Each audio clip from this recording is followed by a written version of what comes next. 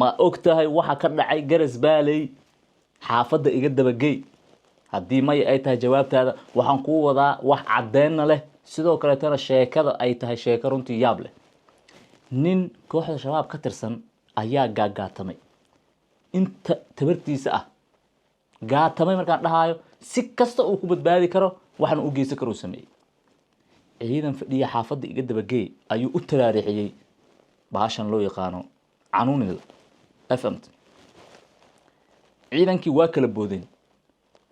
ilaa cidna wax kuma gaarsiin haweeney meesha ka dhaweydo barakaca ayaa firirka ay bixisay afka uu ka galay dhaawac xuna noqotay ninkii waa si cararay marka askari kamid ah ciidamada dawladda oo manaxe ah geesi ah ka daba orday ninkii dhag ninka aad soo aragtay hadda telegramka yaala sawirkiisa waa ninkii shabaabka ahaa oo dhabarka xabad loogu dhuftay askariga ciidanka dawladda ma cararin markii bambada loo tiraarixiyay ninkii sii ordaayo waa ka daba orday ninkii intuu sii ordaayo wuxuu iska soo jaray alaabtii uu watay asoo sii cararaaya ayuu alaabihii filmaanta hindida aan daawan jirin oo galay geeska ka soo tuuraa baasha kilida ayay uga dhacday askari ciidanka dawladda ka oo bursanaya ninkaas kilida markay uga dhacday askarigii ma isii tuurin xabadii oo ku taala ayuu jiif cabeynayay waxaa ka go'oneed manaxaha nafta inuu dhaafiyo ama uu nolol ku qabto asagoo dhaawacna waa isagana ogow u kaadi sheekada intaan sii guda gelin dhiirigelinu munayaa askarigaas askar kale ku daysan karta fariinta meesha maanta gaarsii kadib maxaa dhacay waa ka daba tuuray qori faala oo uu wata xabadii uu ka ganay ayaa dhabarka dhinaca waliba dhinacan soo xigta sararta uga dhacday ninka aad soo aragtay waa halkan lama soo dhigi karo dabcan jooguu ka gadoomay wuu kor tagay wuu qabtay hubkii uu ka qaaday askartii saaxiibadiisa u soo gurmadeen waa la qaaday ninkii shabaabka ahaa waa la cararay waxa la geeyay isbitaal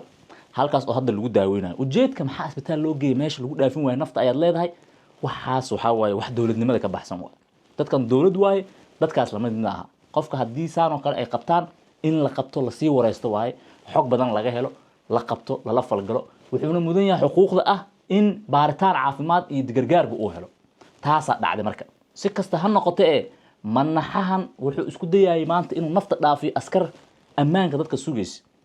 sidoo kale tana wuxuu waxyeelo gaarsiiyay wixii asaga uu tuuray sababteed haweeney miskiin oo barakaca isagiina halkaas ayuu joogaa